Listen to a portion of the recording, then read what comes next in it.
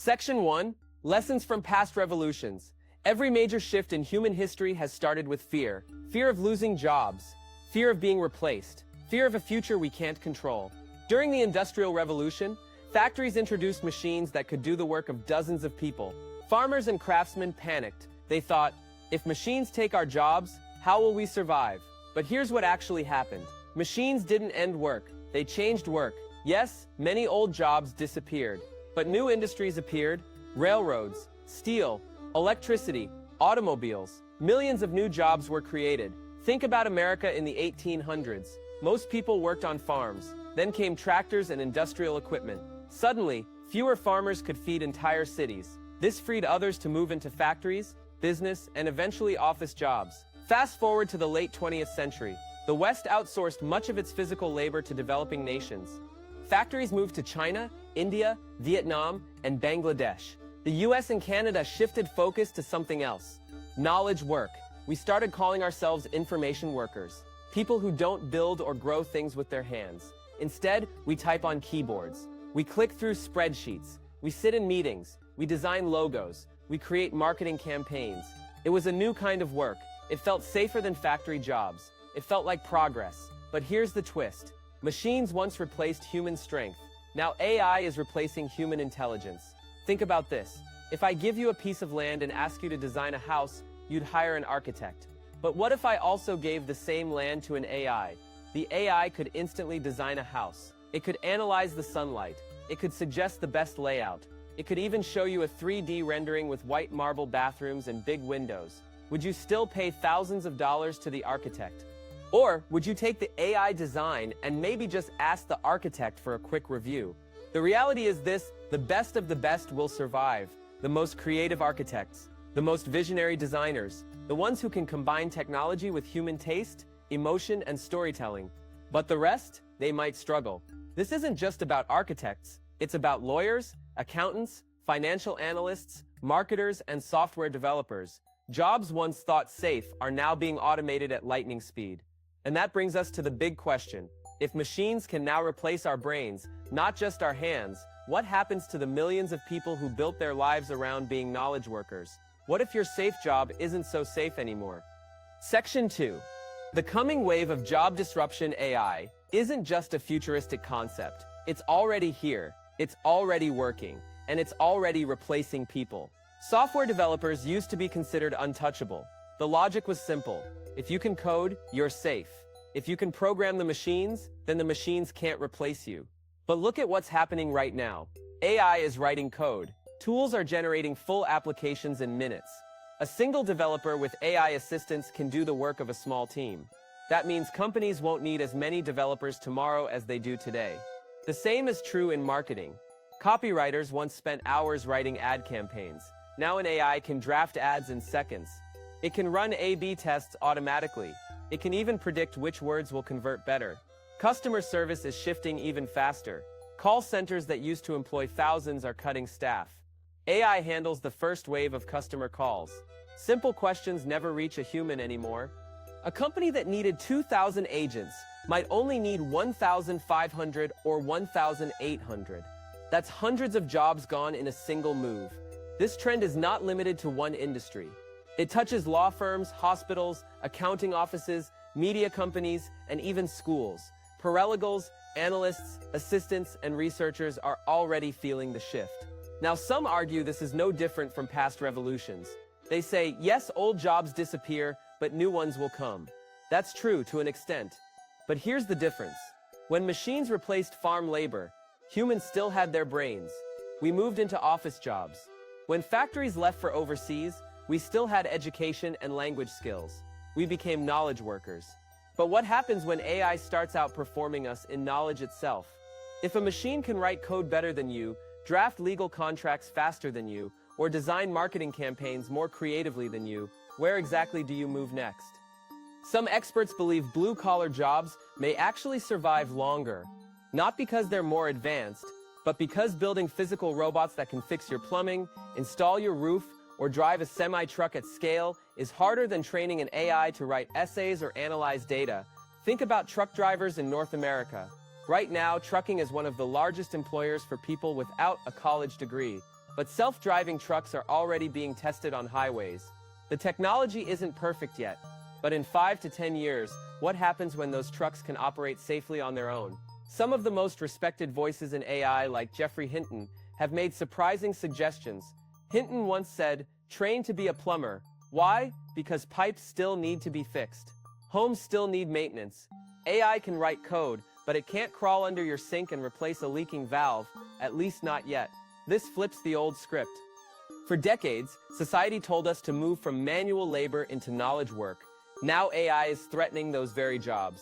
Suddenly, it may be the so-called safe white-collar roles that are most vulnerable, and the jobs we once looked down on, plumbing, electricians, mechanics, might be the last ones standing. So where does this leave us? If half of all office jobs, from software developers to accountants, are at risk of being automated away, what's the smartest way to prepare for a world where AI can do most of what you do for a living? Section 3.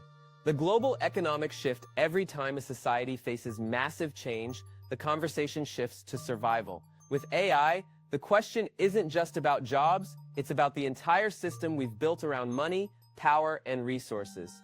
For decades, the West outsourced labor, factories moved to Asia, cheap labor fueled cheap products. And the West said, "We'll be a services economy."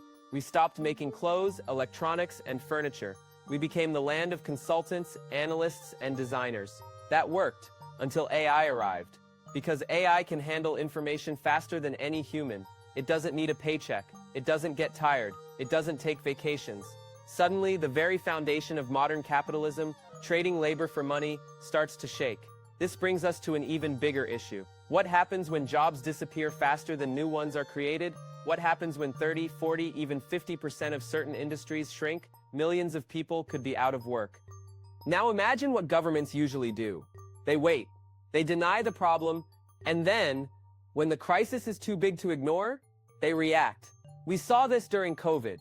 Instead of acting at the first signs, lockdowns came only after the virus had already spread. The cost of waiting was massive. With AI, waiting could be worse. We could reach a point where millions are unemployed before policies are even discussed. And that leads to social instability. Because when people can't provide for their families, anger spreads. History shows us that when large groups feel left behind, chaos follows. Now let's look at the bigger picture. The world spends trillions of dollars every year on the military. In 2024, estimates put global military spending between $2.4 and $2.7 trillion. That's money going into weapons, bombs, and tools of destruction. And here's the shocking part. Ending extreme poverty across the globe would cost only about 10 to 12% of that budget. Ending world hunger would take less than 4%, providing universal health care for every single human being on Earth would cost about 10 to 12%. Think about that. With just a small fraction of what we already spend on war, no child would go to bed hungry. No family would suffer because they couldn't afford medicine. The entire world could be lifted out of extreme poverty. So why doesn't it happen? Because money isn't just about survival. Money is power. Governments and corporations see money as a way to control. And power has always been insatiable.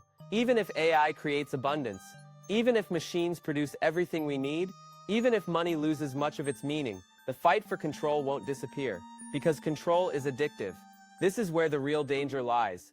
Not just in losing jobs, not just in changing industries, but in whether society can shift its mindset. If we don't rethink how money and power are used, AI won't bring utopia. It could bring the opposite. So here's the question. If we could end hunger, poverty, and provide healthcare with just a slice of the world's budget, why aren't we demanding it? Section 4. The human advantage in an AI world. AI can calculate faster than us. It can draft contracts in seconds. It can write software without sleep. It can even design buildings, marketing campaigns, or entire business strategies. But there is one thing AI struggles with. It cannot replace genuine human connection. When you meet a friend, you hug them. When someone tells you their story of failure or heartbreak, you feel it in your chest. When you laugh at a joke, it's because you sense the timing, the shared humanity, the imperfections. No algorithm can fully capture that. Take podcasts, for example. AI can generate scripts, voices, and even fake personalities.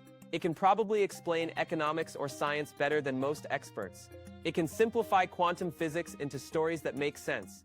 But when you listen to someone talk about how they went through a divorce, lost everything, and rebuilt their life, You don't just want the facts, you want the humanity, you want the emotion. You want the real scars. That's why millions of people still watch financial channels like The Passive Path. It's not just about numbers, it's about hearing real experiences.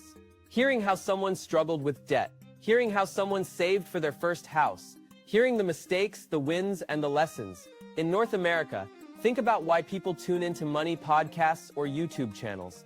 It's not because they can't Google best investments, it's because they want to hear how real people navigated student loans, job loss, recessions, or business risks. They want to feel less alone in the struggle. This is the advantage humans still have: authenticity, empathy, stories. A machine can mimic language, it can simulate a voice, but it doesn't have a childhood memory of growing up in a small town. It doesn't know what it feels like to sit at the kitchen table, staring at overdue bills. It doesn't know the pride of finally paying off a mortgage after 20 years. These experiences matter. They build trust. They inspire change. They connect us in ways code cannot.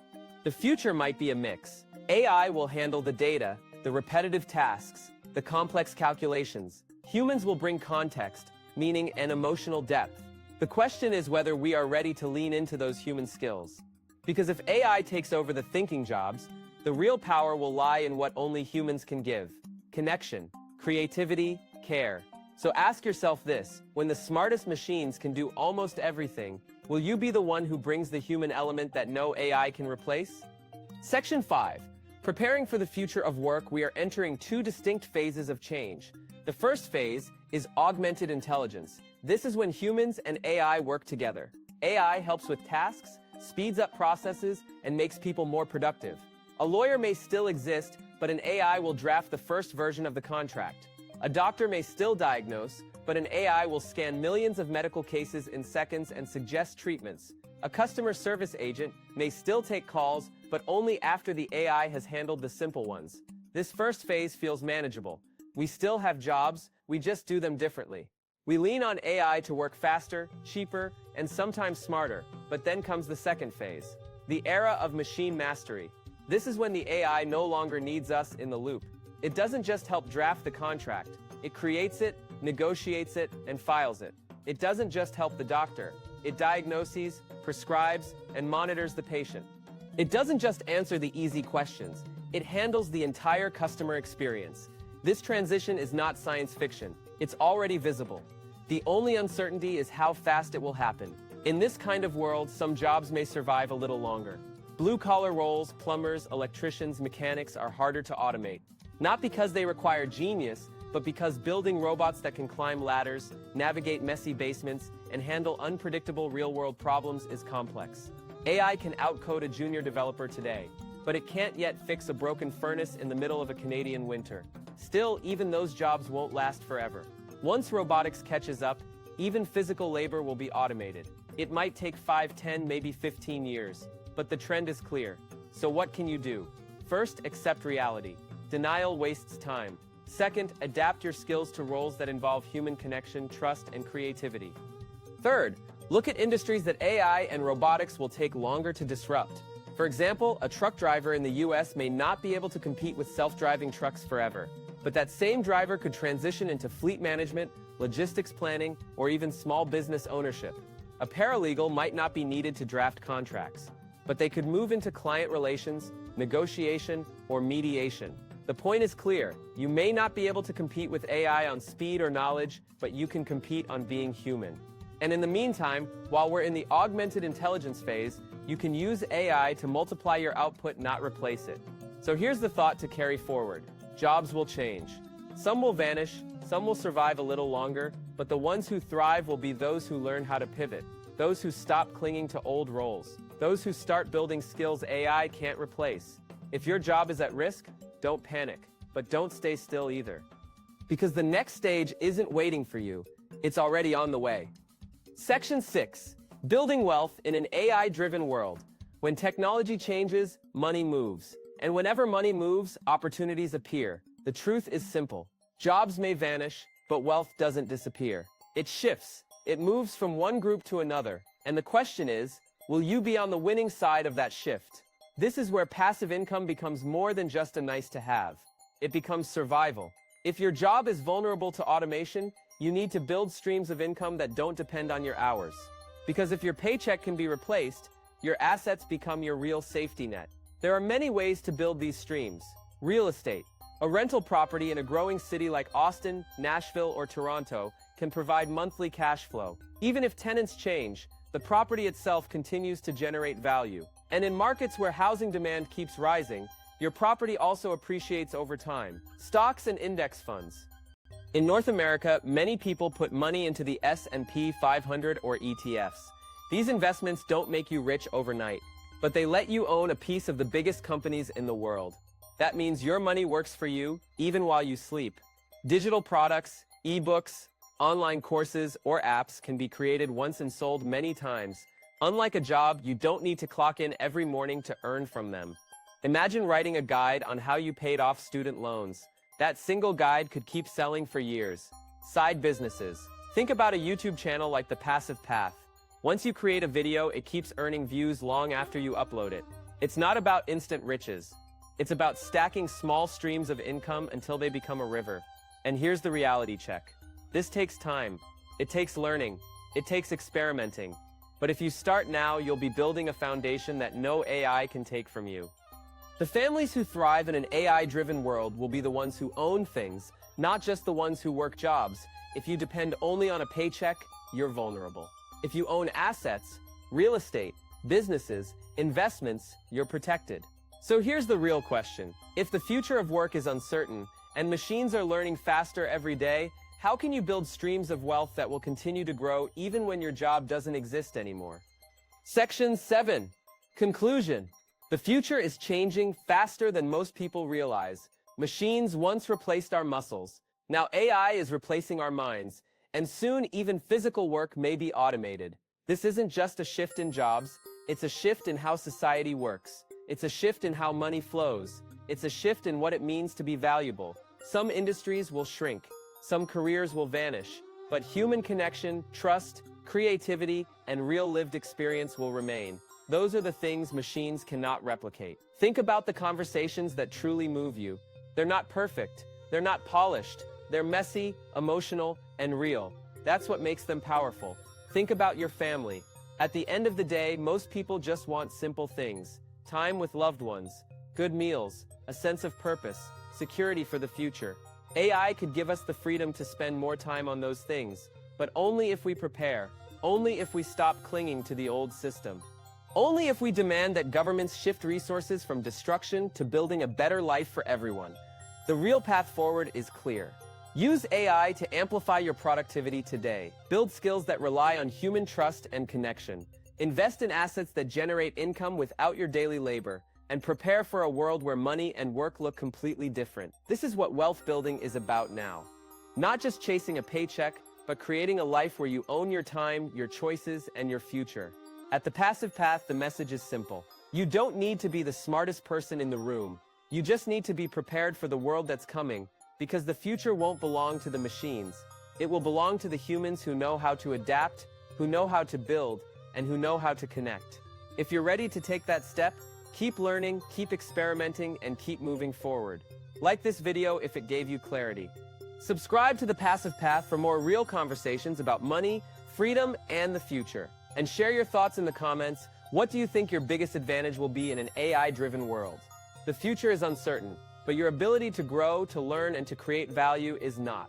The power is in your hands.